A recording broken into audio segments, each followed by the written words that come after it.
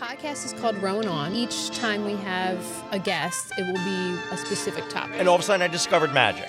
And I discovered this incredible thing. Like, the irony of it is that I was really quiet and kind of shy. I'm fascinated by the idea of what can I do? What can I say? Hi, welcome to Rowan On Marketing and Magic. I'm your host, Karen Holloway, and I'm here today with David Corsaro. David, thanks so much for coming out. Thanks for having me. This is great. Awesome. Okay, so you are a Rowan alum. Yes. Class of 1998. But first I want to ask you a couple things about how magic got started for you. So take us back to your childhood. How did the magic start? Wow, this is like a therapy session all of a sudden. Like, I'm back to my childhood and tell you what my parents were like. I got started in magic when I was in high school. Okay. My father was a science teacher. And he used to do like little tiny like science-y magic tricks for his students once in a while. But he didn't do it often. He just kind of had this small little suitcase in our basement with these few little tricks in that he would do.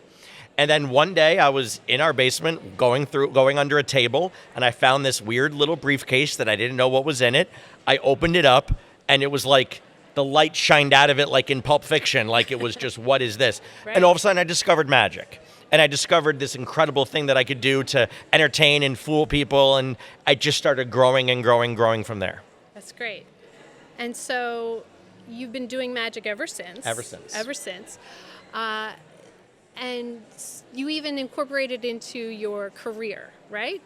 Before we get into career, let's talk a little bit about after high school, you became a Rowan University student. I did. And you sort of started out with, you wouldn't say your typical showman, right? You weren't... No. I mean, the irony of it is that I was really quiet and kind of shy and didn't have a lot of self-confidence in myself. But magic started to bring that out a little bit. You know, when you give some 15, 16-year-old kid the power to do something that nobody else can do, that everybody else is really interested in and finds fascinating, it really helps to build confidence. It's why it's such a perfect hobby for anybody who's shy or trying to sort of build up that level of confidence or enthusiasm in themselves. So I didn't have that sort of excited center of attention, spotlight personality, but magic started giving me a lot of confidence. So then I came to Rowan. And I was a student, and I remember our resident director at Mimosa came up to me one day and saw me doing a few tricks and said, you know what, why don't you do a show in the basement for everybody? Do a show in this activity center. So I did. And a ton of people showed up for it. It was incredible. I started to make a ton of new friends that way, and it just kept building and building and building from there. And you studied marketing? I was a marketing major, yes. And how did studying marketing, how did that shape you into what you do? So I always kind of said, like, being involved in marketing has been one of the best assets to being a magician, to understanding business, understanding how to promote yourself in a cool way. And the irony is that being a magician has been one of the best assets to help me in marketing, because being a magician has taught me how to stand up in front of a group of people, how to take charge, how to make people perceive trust in you. And doing that when you're standing up in front of a boardroom with a CEO of a major Fortune 500 company and presenting findings or research methodology in that way really brings about a certain level of trust that has helped my career immensely over the years.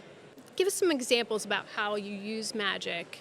You talked about general, but can you give us an example of maybe how it landed a client or you were able to accomplish something in your career? So one of the cool things is that when you have this like interesting little hobby like magic that a lot of people really love or really want to see a part of, you can almost use that as a little teaser. So for example, I would often have to, every quarter, go into a client's office and deliver a report based off of the work that we had done in the past quarter.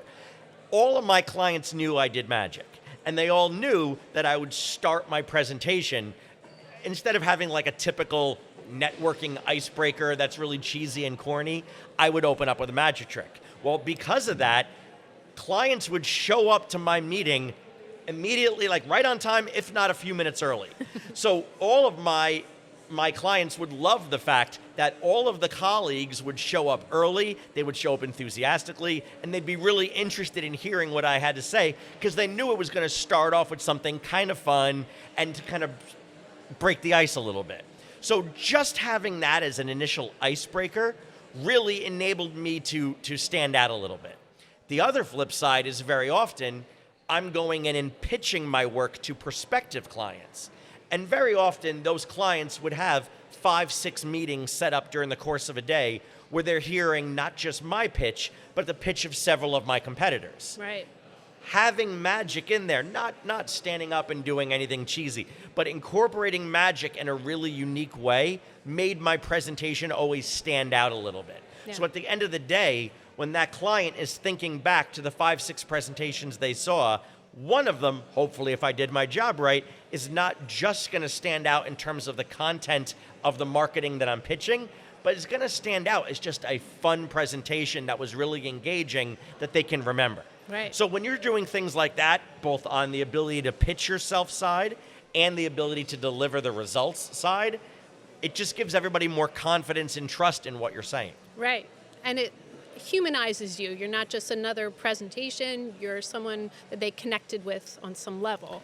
And so often I would have somebody come up to me and say, I did magic when I was younger, or right now my kids are really interested in it. Yeah. And maybe I would teach them a trick, or maybe I would give them a reference of a book that they can show or buy for their kids. And again, it humanizes it. It reminds everybody that we're all just on this little pebble together trying to get through it. And if they can make a connection with me in a way outside of the business world, but that influences what their business decisions are going to be, that's beneficial for everybody. Right. So while you were a student here, you talked a little bit about how you got started doing things.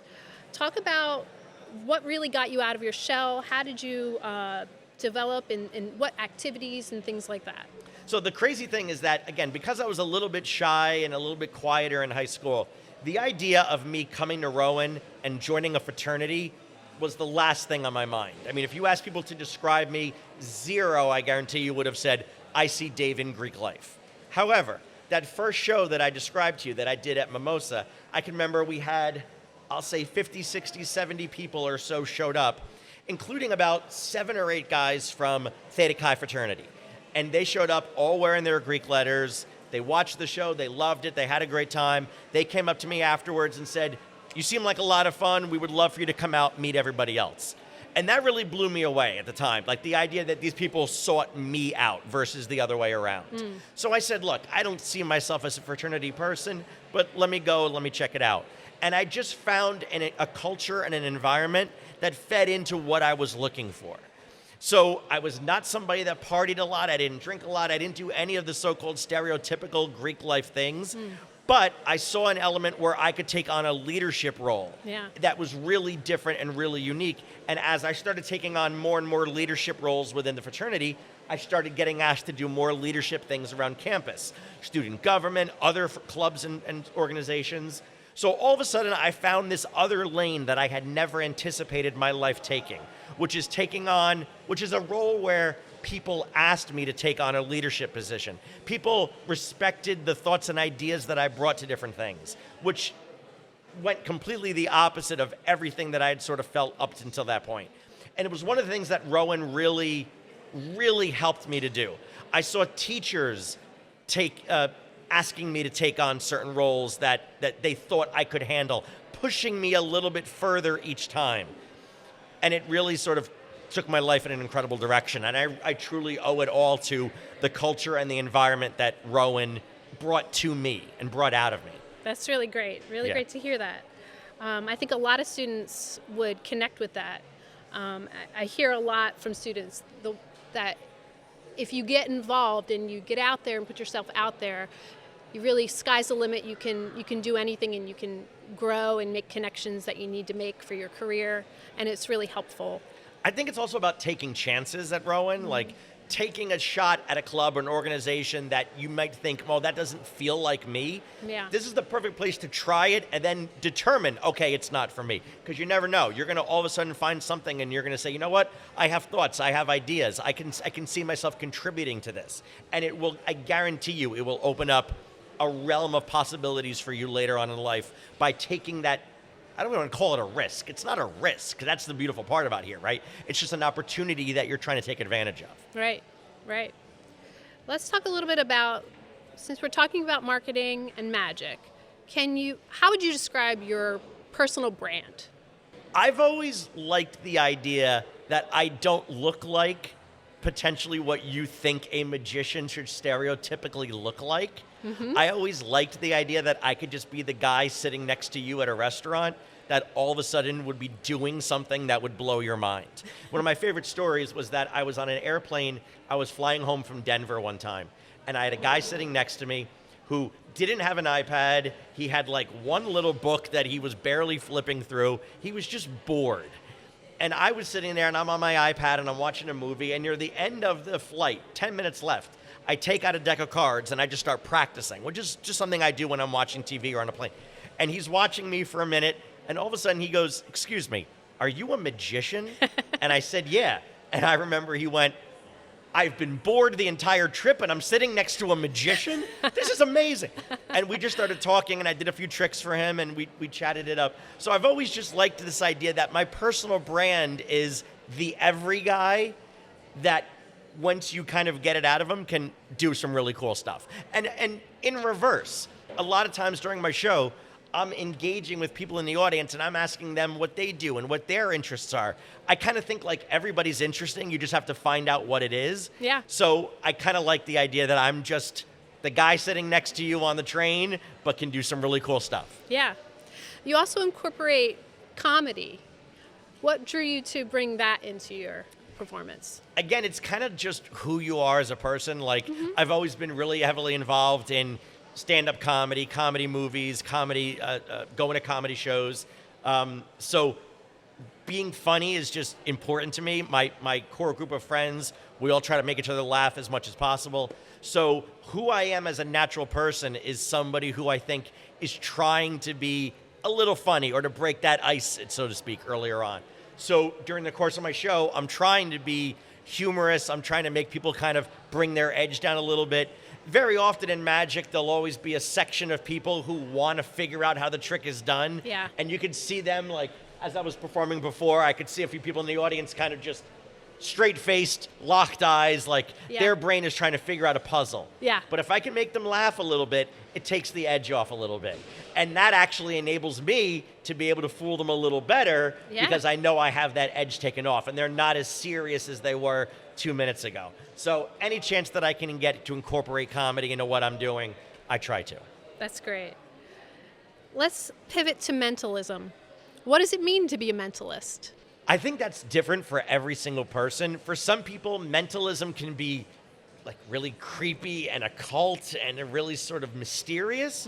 And for other people, it's more of body language. It's more of, if you watch somebody playing poker and they know when you're bluffing, that is an element of mentalism, right? It's an element of them looking at your body language and understanding what you're thinking based on the way you're acting. It's a lot of the reason why I went into marketing, right? Marketing can be a lot of understanding why people make certain decisions. When somebody goes to 7-Eleven and they want an iced tea and they look at the refrigerator, and there's a Snapple and a Pure Leaf, why are they buying one versus the other? Right. And getting into somebody's head and understanding why they're making the choices that they're making can influence marketing, and it's a lot of what fascinates me about mentalism.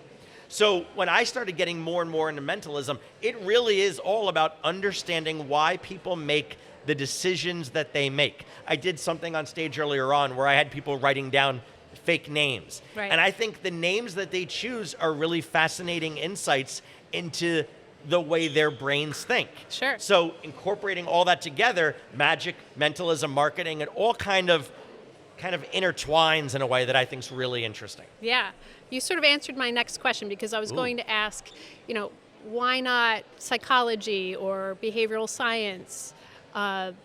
You chose marketing. So, but you pretty much answered it. But did you at all study performing arts or theater or anything like that? That's the crazy part, is I didn't. I studied a lot of public relations when I was here. I Okay. did study psychology. I studied a lot of market research. I studied marketing itself. All of it really kind of comes together if you think about it. It really is ultimately boiling down to, why do people make the decisions that they make? So for me, that's really interesting. A lot of people have asked me, like, why am I still in the business world? Why have I not just become a magician for full time? Because I'm still fascinated with the marketing side of things. Yeah. When somebody comes to me with a new brand, Right. here's something we're getting ready to launch. We're going to launch this cookie. This is a healthy cookie. It's got A, B, and C benefits to it. I'm fascinated by the idea of, what can I do? What can I say? What can I communicate to make the average consumer look at this and want to spend their money on it? I still think that's really interesting, and I think it ties into mentalism, right? It ties into, why do people think what they're thinking? If I was to ask you right now to literally think of any musician in the entire world, and I'm able to tell you what that is, don't do it right now. We'll Okay. save that for later. Okay, good. But if I was to do that, and I think whatever musician you think about is a fascinating insight to the type of person you are, and it tells me a lot about the type of person you are. So being able to do that on stage, I think is fascinating. What if I would have think of a musician that, just to trick you, something I would never ever really listen to? Could you But read that that? by itself, yes, I could. Okay. And we'll maybe even do that in the second half. Okay. But it also tells me a lot about who you are as a person. Yeah. So you mentioned comedy earlier on. I always start my show off by trying to do 2 or 3 minutes of just some gags and some jokes. The reality is that that's not just for comedy purposes. I'm watching the way everybody reacts to it. I'm looking for the people who are laughing, who are tapping their friends, who are making jokes on the side, and I'm looking for the people who aren't. Ah. And very often, the people I choose to help me with different tricks are because of the way they're reacting in those first few minutes. Okay. So if I see you kind of staring me down a little bit, or not even engaging if your friends are asking you a question, odds are you're one of those people who's trying to systematically break down what I'm doing. And maybe that means I'm not going to ask you to help me later on, because I'm looking for the people who are more relaxed and more Yeah. engaged in having a good time. Gotcha. How do you prepare a new trick? Take us through some of your process. So for me, preparing a new trick is all about teamwork. I'm very lucky that I'm friends with a lot of super talented magicians in the New York, New Jersey area. And what we do is we try to get together as often as possible to brainstorm ideas. So we'll all sit down at my house, or we'll all meet at a diner somewhere, and somebody will go, hey, everyone, I have this idea. I'll give you an example. The last trick I did earlier on, which involved a bunch of playing cards and the colors of those cards and adding up numbers, that started in a very, very different way. But it started with this little germ of an idea that I brought to my friends, that everybody said, hey, you know what? What if we add this? And then 6 months later, somebody said, what if you add that? And we tried it, and it didn't work. And then we went back to the idea from 2 months ago, and it ultimately developed to what it was that you saw. It's funny, a lot of times if we go to meet at a diner, the hysterical part is watching other tables looking over and eventually realizing that we are a group of magicians practicing. That's great. And then they'll start to make eye contact with us, and kind of, because they want to see what it is that we're doing. And we'll go over and try a trick out on them. And sometimes we'll conduct a little market research. We'll go up to them later and say, I'm going to show you 2 tricks. Which one do you like more? Why do you like it more? Right. And getting all that feedback helps to make the magic better. So it all comes from a very collaborative process, because I'm lucky enough to be friends with some great magicians in New York, New Jersey. That's great. How would you win over a skeptic? So there's 2 answers to that question. So I'll give you the cop-out answer. Okay. Which is, I don't. Which is, if they're a skeptic, I just let them go. Okay. The second part of that is, when they're a skeptic, I love not making them the center of attention. Meaning, when I get somebody up here, somebody over there before was kind of acting this way, like really trying to dissect something, I will not try to engage them. I'll try to engage the person next to them. I'll make it so that they're not paying attention to what I'm doing, but somebody else is. Because when you give that person, when you engage them directly, their skepticism gets heightened. When you don't, and they can kind of be a little bit more reserved about their skepticism, that's the best chance you have of making them kind of give up on it. It's kind of like if you're challenging somebody, right? If you challenge somebody, they're going to push back. If you don't challenge them, and engage the person next to them, all of a sudden it gives them a little bit more of an opportunity to go, you know what, I give up. Yeah, yeah. And I'm wondering if you use that in marketing and sales. If you're pitching something or someone, isn't quite sure about a tactic or a strategy, do you try to win them over and in a similar way? When I'm engaging in the marketing side of things and somebody's a bit skeptical as to whether or not I can deliver what it is that I'm promising, I tend to break away from sort of the textbook solution to that in the marketing world, which is, you ask them questions, you get them to say yes a lot. For me, that's not the way it works. I like to put my reputation on the line. I'll stop and go, you know what? I'm not going to engage in a back and forth. I'm telling you that I know I can do this better than anybody else. Yeah. I'm telling you for A, B, and C reasons, I can. And if you want to go with somebody else, that's fine. But I'll be willing to bet anything that 3 months from now, you're going to stop and go, I wonder what Dave would have done differently. And you know what? When that happens, call me and I'll tell you what I would have done differently at that time. Right. Kind of like putting my reputation on the line, challenging them to go, I'm telling you this is going to be different. Nobody else does that. And you know what? There's times where it won't work. There's times where they're going to go, I went with somebody else and I'm really happy with their work. And that's great. But to me, putting that idea in their head, they're always going to kind of go, even though this was great, I wonder what Dave would have done differently. Right. And that could help for the next time. It could absolutely help for the next time. What magicians have inspired you? So the magicians that have inspired me, there's a few like the top tier, right? There's the David Copperfield of the world, who is the greatest magician of all time, has changed the way magic was perceived in the public domain. There is Penn and Teller, who I was super lucky enough to meet after I performed on their show, and even gotten to hang out with Teller a little bit here and there. And the idea of not only meeting some of your idols, but even become friendly with them has been insane.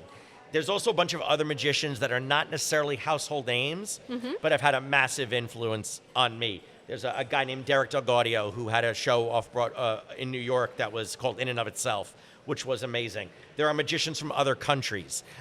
Danny D. Ortiz from Spain, Juan Tamariz from Spain, who have been really influential for me. And then there's like magicians that have never been big names, but are just the guys who are out there working 365 days a year who have really influenced me. People like Will Fern and Dennis McSweeney and Mark Calabrese, guys who have just been really powerfully impactful to me over the years. So you're very passionate about magic and marketing, but part of your passion is also some of your service work. I know you've done a lot of volunteer, you donate magic to a lot of different organizations. Can you talk a little bit about that, how that came to be, when that started, what really drives you in that? I've always been somebody who's very big into philanthropy. My parents, when I was growing up, were very heavily involved in the Lions Clubs of America, which helps blind and visually impaired people. So as I was really getting started in magic, I would volunteer and do magic and do fundraisers for them to be able to donate what I'm doing on stage to help somebody else. And then that kind of kept growing. I started doing stuff with Wounded Warriors, Habitat for Humanity. But then in 2011, I had twin boys who were born in 2010. And in 2011, my one son, Matthew, was diagnosed with type 1 diabetes. So I have become very heavily involved in the JDRF, Juvenile Diabetes Research Foundation, which is now called Breakthrough T1D. So every year we've done a ton of fundraisers and event organizations and events for them to help raise money and help spread awareness of type 1 diabetes. So that's like the number one primary organization that I work with right now. But to me, any chance that I have to be able to take what I do for fun and turn it into money to help service organizations, I look at that as a win-win for everybody. Yeah. Speaking of win-win, as an alum, I feel like another thing that I'm learning about you that you're passionate about is helping students, Rowan students specifically. You've talked about your desire to be a mentor and bring them into the professional side of things. Can you talk a little bit about that? Sure. So again, when I left Rowan in 1998, I got my first sort of quote unquote real job in the marketing world in November 98. And then after a few months, they started saying, hey, we're looking for other interns. We're looking for other junior level, entry level roles here. So what did I do? I reached out to the people at Rowan. I reached out to people who graduated with me, people who graduated 1 or 2 years after me, people in Greek organizations, people in student government that I worked with. I started reaching out to people that I knew were quality people. And my company started hiring them. So I started getting jobs for a lot of other people who went to Rowan. And that's always been a real huge passion of mine, is if there's any opportunity that I have, whether it's to give a little bit of recommendations, insights, or to straight up introduce somebody who went to Rowan to a prospective employee, I want to take advantage of that. I even started putting together, in the corporate world, I started doing a seminar called Problem Solving Like a Magician, which is something that I've done at different marketing conferences and for major brands, where I help teach them creativity and problem-solving skills using magic. And I started getting requests to do it at other colleges. So to talk to their marketing departments, to talk to their students, to teach them these skills, and to give them insights into the marketing world. But really, this is the place I want to do it more than any other spot because of my connection to Rowan. Crowd, what do you think? Should he come and visit and do this for Rowan students? Yeah. They're all saying no. That doesn't say much for my skills. It really doesn't. I think you should, and I think that would be a great opportunity for our Rowan students. Look at this. Just look at what this school has been like. I was talking to somebody who graduated close to me before, and the way this this university has grown and developed is insane to me. Like, it's so incredible. Like, what you guys are doing right here with Rowan on is amazing. We didn't have this stuff back in the day. And that's why I talked earlier on about the opportunities that the students have here to get involved. I cannot wait to see what happens when this episode airs, because what you guys are doing here, I think, is incredible. And I think it's opening up a slew of additional opportunities for the students here to capitalize on, to network and be a part of. And these kids are going to be so much further ahead of the game when they graduate than I was. So if we can take the skills that I know they're graduating with, and if I can help introduce them to an opportunity in the real world, again, win-win for everybody. I love it. All right, I just have a couple of quick questions for you. I like quick questions. Go ahead. Okay, good. Favorite film that incorporates magic or mentalism? Favorite film that incorporates magic or mentalism.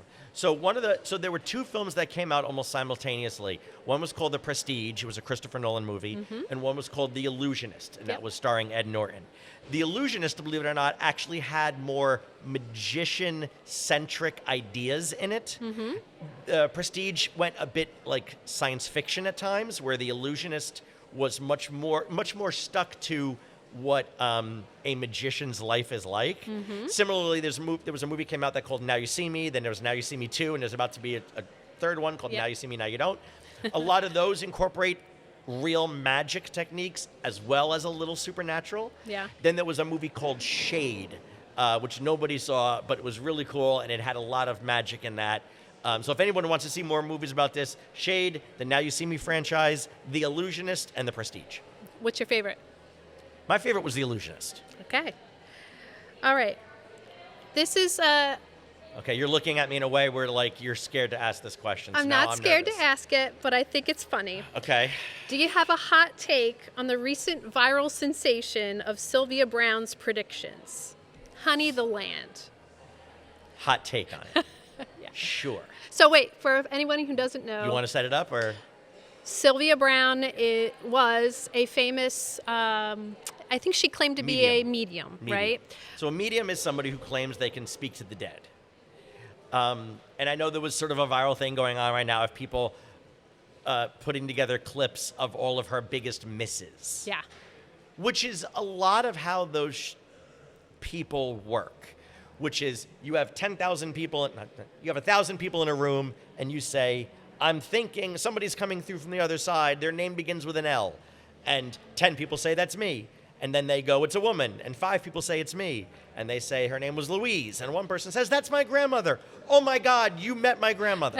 Well, no, not really. Yeah. Now, am I saying that none of the people who do that is real? Kind of. But the reality is that I don't know, right? I don't know. Maybe some people out there can really have special, amazing skills. I can only tell you that everybody I've ever seen do that I know magicians who can do it just as well, if not better. Yeah. There's a gentleman in New York named Todd Robbins who used to do this incredible seance show where you would swear upside down, left and right, that he was speaking to the dead and communicating in ways that was unbelievable. But it was pure entertainment. Yeah. So could those people be real? Sure. But I've never seen anybody who can do something that the people I know can't do. Okay. All right. So you have, you perform all over. You perform in New York a lot. You're doing some things in Philly coming up. Why don't you tell us a little bit about that, and then also give us the future for David Corsaro? If you're more in the North Jersey, New York area, I'm involved in multiple shows there. One is called Speakeasy Magic, which is this really cool immersive magic experience. I'm only there a few times a month, but if you check it out or contact me, go to davidcorsaro.com. You can see where I'm going to be, or follow me on Instagram at David Corsaro. Or I have a monthly residency show at City Winery that's called Magic in a Bottle. So you can go to Magic in a Bottle NYC if you're going to be up in that area and see when I'm performing there. Or you can just highly encourage the decision makers at Rowan to bring me back here, and we can do something bigger and more immersive here and have some fun. That I will definitely I like that do. idea. I love I like that idea way better. Thank you so much for being here today. Rowan on Marketing and Magic. We'll see you next time.